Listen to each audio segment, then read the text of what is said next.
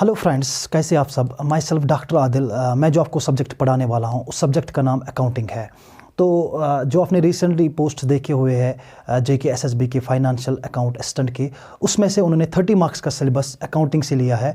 तो यहाँ पे जितने भी हम टॉपिक्स कवर कर लेंगे वो तो हम ऑन क्रोनोलॉजिकल बेस पे कवर कर लेंगे, और जितने भी यहाँ पे टॉपिक्स या लेक्चर्स की मैं बात करूँ वो तो एक beneficial for financial account assistant students के लिए, JKSSB एस्पिरेंट्स के लिए, and also for the students जो हमारे क्लास 11th कॉमर्स स्टूडेंट्स हैं, and also for the students जो हमारे BBA एंड BCom स्टूडेंट्स हैं उनके लिए भी। बट ज़्यादा ही बेनिफिशियल उन स्टूडेंट्स के लिए जो हमारे नॉन कॉमर्स बैकग्राउंड से है। तो उनके लिए ये टॉपिक बहुत ही ज़्यादा इंपॉर्टेंट है, ताकि यहाँ से हम उनकी बेस स्टार्ट करने वाले हैं, बेसिक टर्मिनोलॉजी जिसको हम कहते हैं। क्योंकि जब भी हम किसी भी सब्जेक्ट की बात करते हैं या कोई भी सब्जेक्ट अगर हम सीखना चाहते हैं तो हर एक सब्जेक्ट की एक बेसिक लैंग्वेज होती है। इन द सेम वे जो हमारी अकाउंटिंग है, it is based on certain language. जब तक ना वो लैंग्वेज आपको पता चले तब तक हम ये सब्जेक्ट अच्छे से नहीं कर पाएंगे, जिसका नाम भी दिया जाता है बेसिक टर्मिनोलॉजी ऑफ अकाउंटिंग। और वो आगे हम 3rd लेक्चर या 2nd लेक्चर में हम उनको कवर कर लेंगे, जो बेसिक टर्मिनोलॉजी होगी अकाउंटिंग की।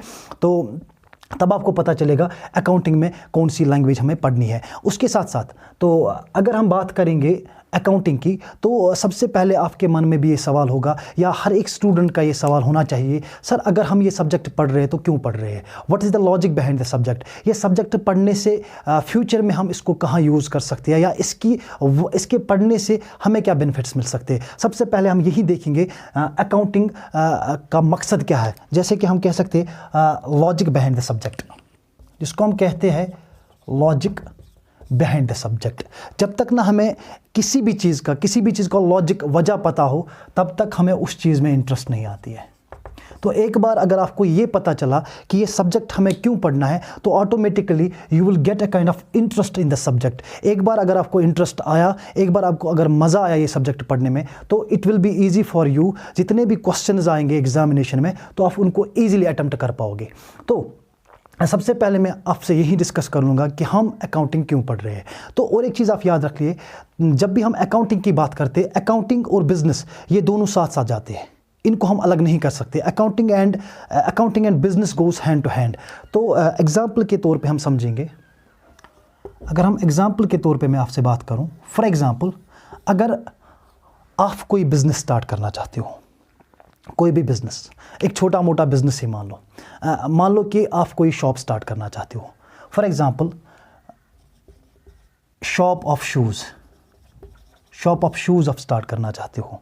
सबसे पहले क्या होगा, जब भी आप कोई शूज़ का शॉप या शूज़ का दुकान स्टार्ट करना चाहते हो, सबसे पहले आपके पास एक दुकान होना चाहिए। अगर आपके पास अपना ज़मीन है तो वहाँ पे आप कंस्ट्रक्ट कर सकते हो। अगर आपके पास अपना ज़मीन नहीं है तो आप ये दुकान किसी से रेंट पे ले सकते हो। सबसे इंपॉर्टेंट चीज़, सबसे पहले क्या कर लोगे, आप दुकान रेंट पे लोगे।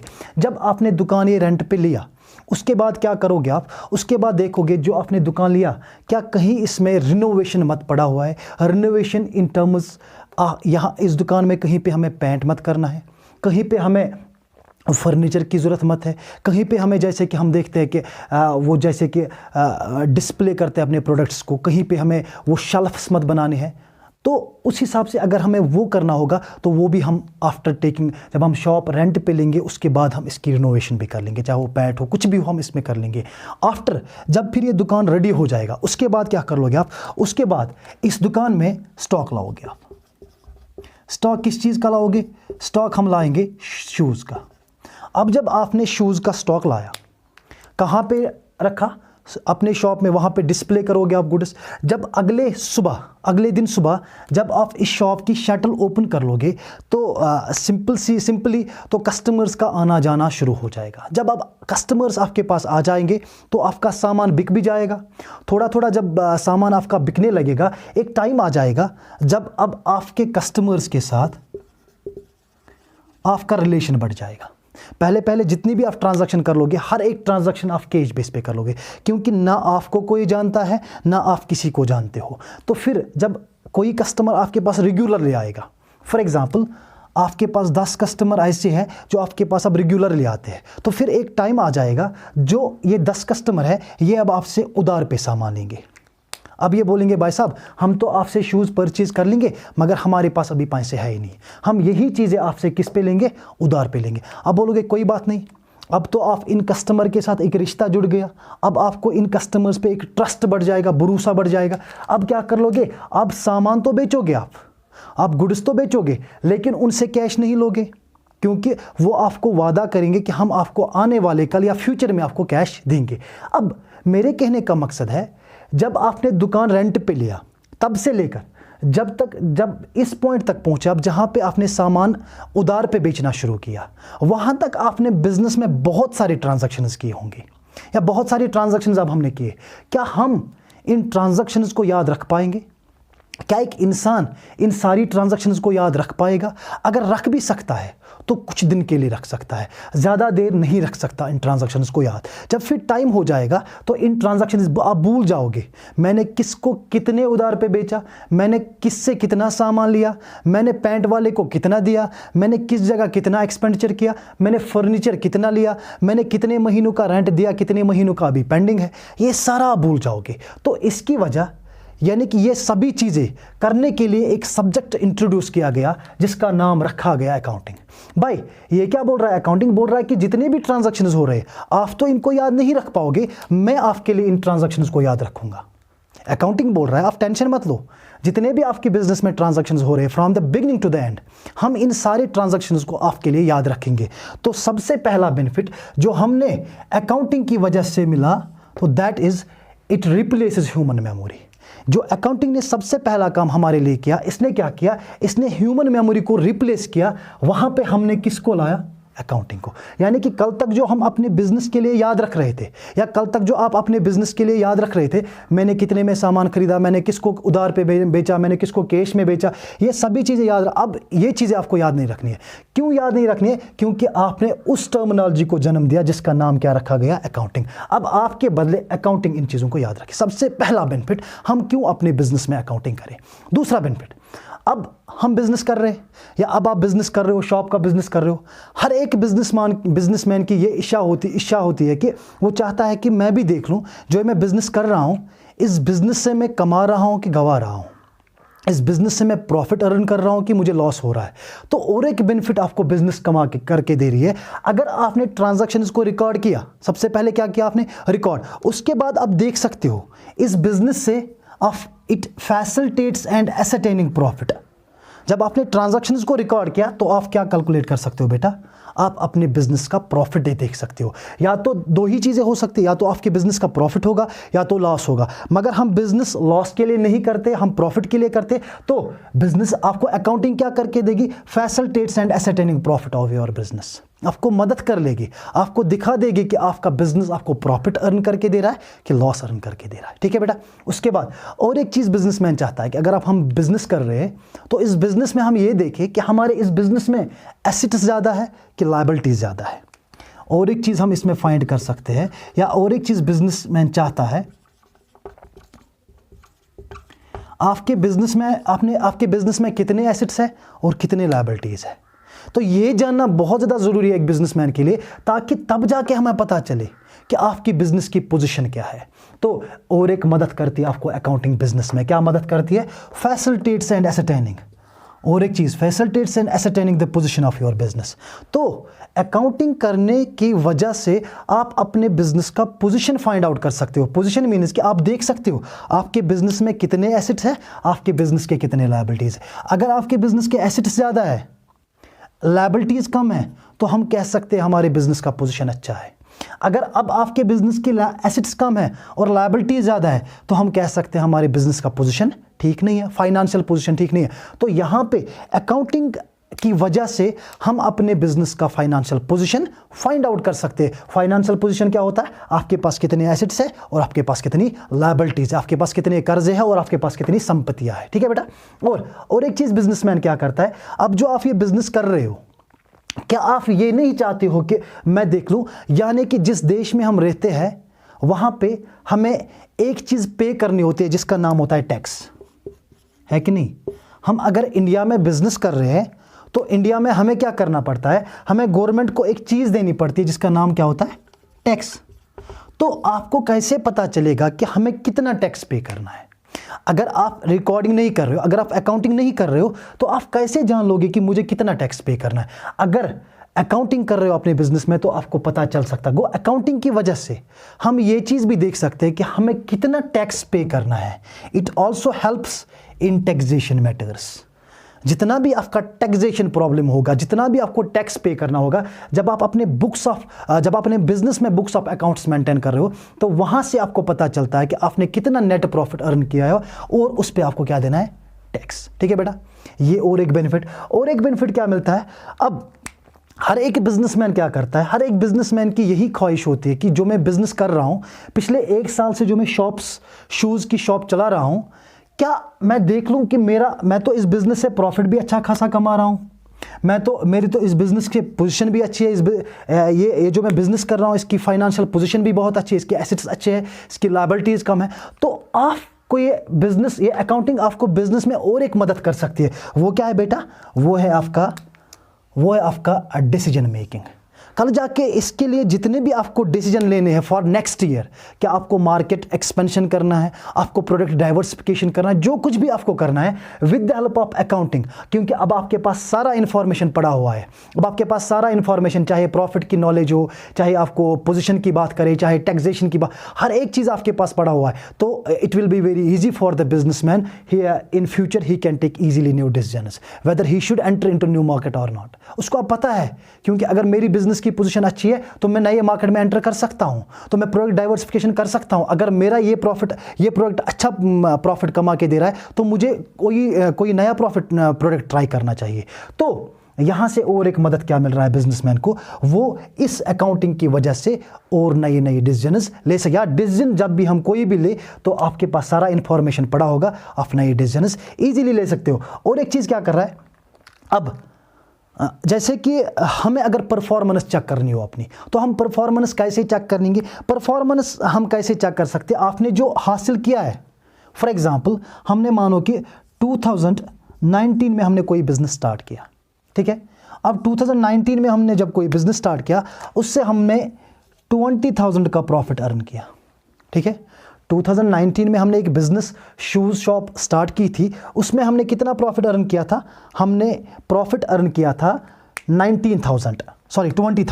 फिर 2020 में हमने इस बिजनेस से प्रॉफिट अर्न किया, फॉर एग्जांपल 30,000 भी हो सकता है, या मान लो 15,000 भी हो सकता है। अब देखिए, अब मसला यहां पे क्या हुआ, अब ये बिजनेसमैन क्या कर सकता है? अब इसने 2019 में जो बिजनेस किया वहां पे इसने कितना प्रॉफिट कमा लिया? 20,000। अब 2020 में अगर अब इसने 30,000 प्रॉफिट कमा लिया तो इसके लिए कोई इश्यू है ही नहीं, क्योंकि इसने प्रॉफिट 2019 से ज्यादा ही कमा लिया। अब केस ये भी हो सकता है, अगर अब इसने 2020 में 15,000 प्रॉफिट कमा लिया, यानी कि पिछले साल से 5,000 कम कमा लिया, तो यहां पे प्रॉब्लम हो सकती है। तो आने वाले कल में, यानी कि 2021 में ये प्रॉब्लम ना हो, यानी कि जिसकी वजह से हमारा प्रॉफिट कम हुआ हो, ये प्रॉब्लम ना हो, हम क्या कर सकते हैं? अकाउंटिंग की वजह से आप कंपैरिजन कर सकते हो। यहां पे क्या है? Comparison of results. जो लास्ट ईयर का रिजल्ट था उसको हम करंट ईयर के साथ कंपेयर कर लेंगे और हम देख लेंगे अगर लास्ट ईयर प्रॉफिट ज़्यादा था, इस साल कम है, तो हम देख लेंगे कि हमारी गलतियां कहाँ हैं। अगर कोई गलती होगी भी, अगर कहीं पे लूप होल होगा भी, तो आने वाले कल में यानी कि 2021 में वो गलती हमसे ना हो जाए, उस गलती को हम ठीक करें, सुधारें। तो यही मदद करता है आपको अकाउंटिंग आपके बिजनेस में, कंपैरिजन ऑफ अकाउंट्स या कंपैरिजन ऑफ रिजल्ट्स। तो ये दीज वर द रीजंस कि हमें क्यों अकाउंटिंग पढ़ना है। अगर आप बिजनेस कर रहे हो, these are some of the reason, these are the important advantages. जब भी आप कोई बिजनेस कर रहे हो तो बिजनेस के लिए ये चीज़ें बहुत ज़्यादा इंपॉर्टेंट है। तो उसके बाद हम सीधे चलते हैं डिफिनीशन ऑफ द अकाउंटिंग पे। तो क्या डिफिनीशन हो सकती है अकाउंटिंग की? ठीक है बेटा, तो मैं ऊपर वाला रब कर लेता हूं। चलिए देखिए बेटा, अब डिफिनीशन की मैं बात अगर कर लूं तो कह रहा है कि accounting it is the process, सबसे पहले क्या बोल रहा है? Is the process of identifying. ये किस चीज़ का प्रोसेस है? आइडेंटिफाई करना। और किस चीज़ का प्रोसेस है? मेजर करना। और किस चीज़ का प्रोसेस है, रिकॉर्ड करना, और किस चीज़ का प्रोसेस है, क्लासिफाई करना, समराइज करना, एनालाइज करना, and interpreting, and then communicating that business information to different interest groups.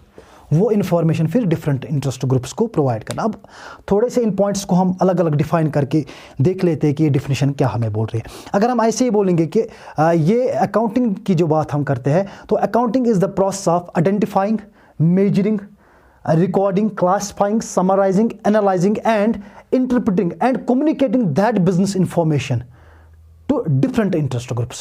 जो अब आपने इंफॉर्मेशन वहां से निकाला वो किनको देना है, डिफरेंट इंटरेस्ट ग्रुप। सबसे पहला क्या बोल रहा है, सबसे पहला बोल रहा है कि आइडेंटिफाई करना।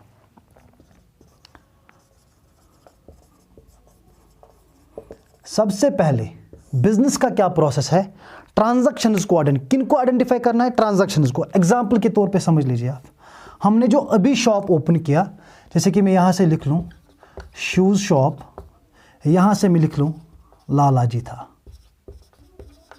लाला जी एक बिजनेसमैन है, या आप वो बिजनेसमैन, आपने किसका शॉप खोला, शूज़ का शॉप। अब देखिए, अब जब लाला जी की बात होगी तो लाला जी की पर्सनल लाइफ है यहाँ पे, और ये तो बिजनेस लाइफ है। ठीक है बेटा, यहाँ पे जितने भी ट्रांजैक्शंस होंगे, जो यहाँ पे ट्रांजैक्शंस होंगे वो कौन सी ट्रांजैक्शंस होंगी, बिजनेस की ट्रांजैक्शंस। जो यहाँ पे ट्रांजैक्शंस होंगे वो लाला जी के पर्सनल ट्रांजैक्शंस होंगे। फॉर एग्जांपल, अब लाला जी ने एलसीडी परचेज किया घर के लिए, तो ये क्या बन गई, लाला जी की पर्सनल ट्रांजैक्शन। अब लाला जी ने स्टॉक परचेज किया, स्टॉक ऑफ शूज, अब ये कौन सी ट्रांजैक्शन बन गई, बिजनेस ट्रांजैक्शन। सबसे पहले आपको कहता है कि अकाउंटिंग क्या आपको बोल रहा है, सबसे पहले, इससे पहले कि आप चीज़ों को रिकॉर्ड कर लोगे बुक्स ऑफ अकाउंट्स में, सबसे पहले इनको आइडेंटिफाई कर लो। क्या आइडेंटिफाई करना है आपको, ये देखना है जो ट्रांजैक्शन आप देख रहे हो, अगर ये लाला जी की पर्सनल ट्रांजैक्शन है तो हमें पर्सनल लाइफ ऑफ लाला जी के साथ कुछ भी नहीं है।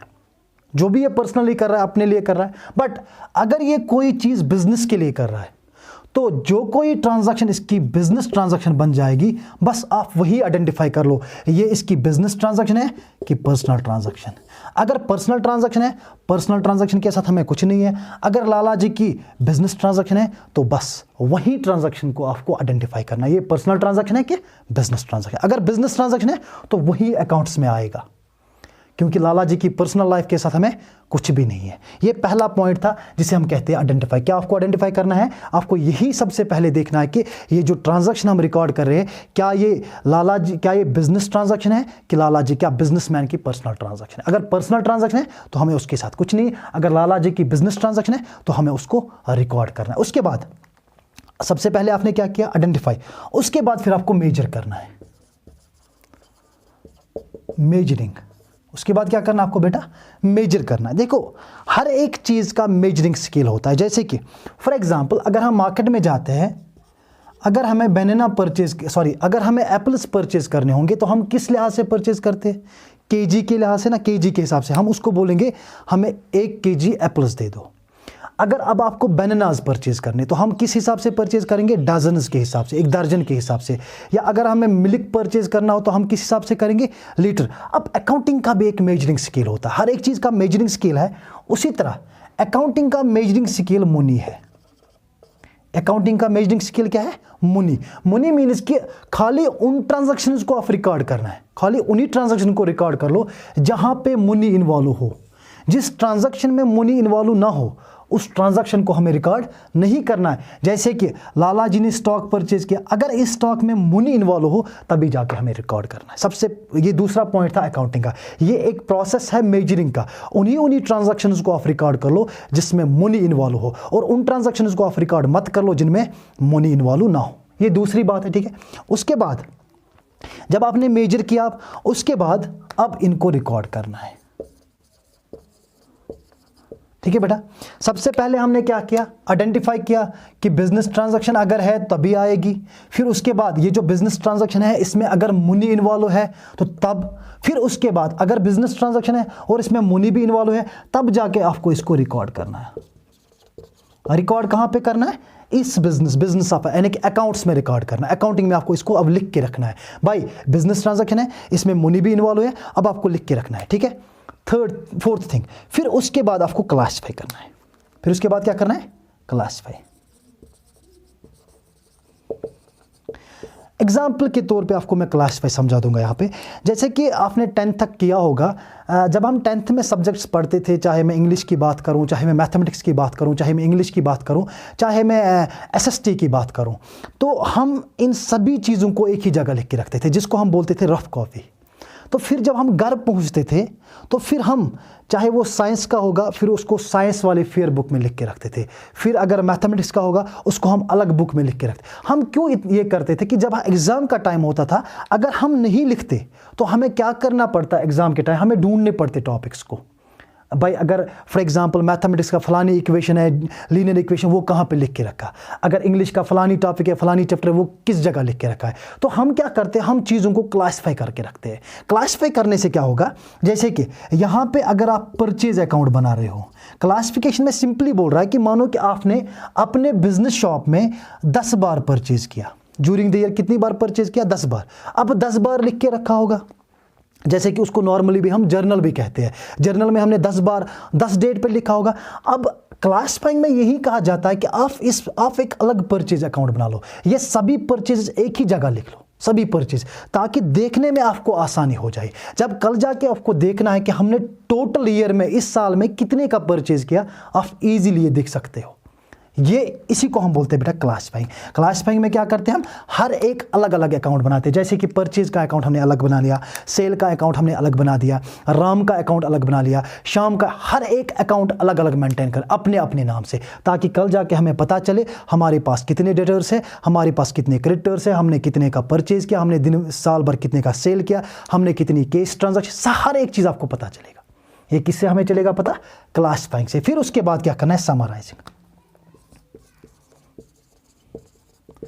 फिर आगे आपको उनको समराइज करना है। जैसे कि मैंने बोला परचेज आपने 10 बार किया फॉर एग्जांपल, फिर 10 बार, अब अगर आपने परचेज 10 टाइम्स किया तो फिर इनका टोटल, इनका एडिशन करना है, आपको समराइज करना है। For example let it to be 2,50,000 की आपने टोटल परचेज की ड्यूरिंग द ईयर। अब इसी को, जब आप इसको एडिशन करते हो ना, इसी को हम बोलते हैं समराइज करना। यानी कि अब अगर आपको देखना है कि मैंने ड्यूरिंग द ईयर कितने का परचेज किया, अब आप पहले ही कैलकुलेट करके रखोगे, मैंने 2,50,000 का साल भर परचेज किया, मैंने फॉर एग्जाम्पल 3.5 लाख का सेल किया। ये पहले, यानी कि जब आप अलग अकाउंट बनाओगे वहां से उसके बाद उनका समराइज करना। फिर उसके बाद analysis and interpreting. Analysis and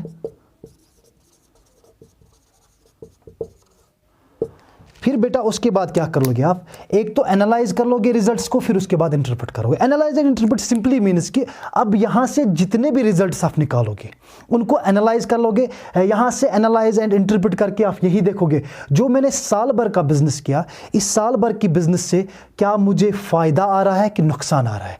अब जो कुछ भी हो रहा है, मान लो कि अब हमने प्रॉफिट अर्न किया, अब आपने साल भर के बिजनेस से मान लो कि 2,05,000 का आपने प्रॉफिट बना लिया, और वही ये अब आपकी एक इंफॉर्मेशन बन गई। अब इस इंफॉर्मेशन को क्या करना, मैंने साल भर 2,05,000 अर्न किया, और ये जो इंफॉर्मेशन है ये आपके पास जितने भी इंटरेस्टेड ग्रुप्स है, इंटरेस्टेड ग्रुप्स में क्या क्या आता है, आपके बिजनेस के साथ जितने भी इंसान, जितने भी इंटरेस्टेड पार्टी जुड़े होंगे, चाहे वो आपके कस्टमर्स होंगे, चाहे आपके सप्लायर्स होंगे, चाहे आपका गवर्नमेंट होगा, चाहे आपका ओनर होगा, ठीक है बेटा, जितने भी इंटरेस्टेड पार्टीज है उनको ये इंफॉर्मेशन फिर प्रोवाइड कर लोगे। इसी को हम बोलते हैं अकाउंटिंग।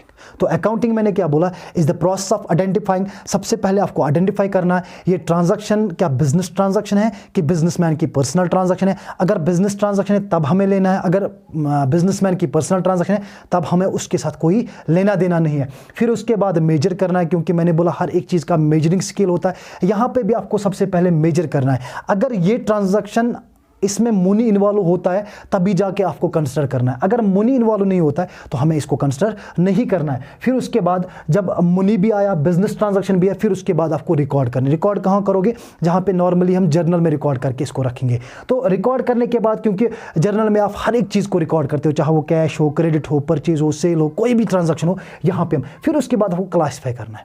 अब अलग अलग ट्रांजैक्शन, जैसे कि मैंने यहाँ पे बोला परचेज अकाउंट अलग से बनाना है आपको। साल भर आपने 10 टाइम्स परचेज किया वो अलग अलग डेट्स पे आपने परचेज़ किया होगा। जर्नल में पता नहीं एक ट्रांजैक्शन पहले आई होगी, फिर उसके बाद 1000 ट्रांजैक्शन के बाद या 10 ट्रांजैक्शन के बाद, फिर उसके बाद 50 ट्रांजैक्शन के बाद, फिर उसके बाद 200 ट्रांजैक्शन के बाद, वो सभी ट्रांजैक्शन आप निकाल के रखोगे, उनका आप अलग एक अकाउंट बनाओगे। फिर अलग अकाउंट जो आपने बनाया उसी को हम बोलते हैं क्लासीफाई करना।